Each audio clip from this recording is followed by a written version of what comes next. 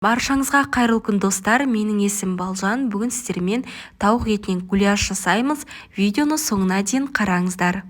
Алдымен сковородкамызға аз мөлшерде май құйып аламыз.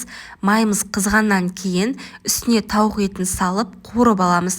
Тауық етінің қуырылғанын қайдан білеміз? Тауық еті қуырылған кезде сыртқы қабаты аппақ болып шығады. Видеоға қарасаңыздар, тауық етінің сыртқы қабаты аппақ болып өзгеріп жатыр. Бұл тауық етінің қуырылып жатқандығын білдіреді. Мінекей қуырылып болды. Енді үстіне туралған пиязымызды салып, пиязымыз қызарғанша қуырып аламыз. Достар, егер менің каналыма тіркелмеген болсаңыздар, тіркеліп алыңыздар. Пиязымызды жақсылап қуырып аламыз. Пиязымыз қызарып қуырылғаннан соң үстіне теркадан өткізілген сәбізімізді салып 1-2 минуттай тағы да қуырып аламыз.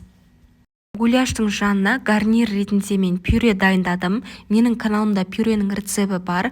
Астына ссылкасын қалдырып кетемін. Сол жерден жасалуын қарасаңыздар болады. Сәбізімізді қуырып болған соң үстіне томат пастасын немесе мен секілді қызанақты майдалап турап салсаңыздар болады. Және жақсылап араластырып аламыз. Қуырып болғаннан соң үстіне 1 кесе суымызды құямыз және дәміне қарай тұз, қара бұрыш, қызыл бұрыш, лавр жапырағын және кез келген дәмдеуішті қоса аласыздар.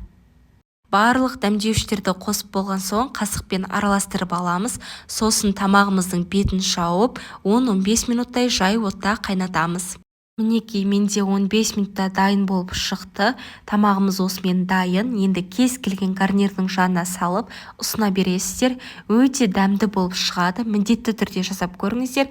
Өз отбасыларыңызды дәмді тағамдармен қуанта беріңіздер. Егер видео ұнаса, лайк басып, комментарий қалдырып кетіңіздер.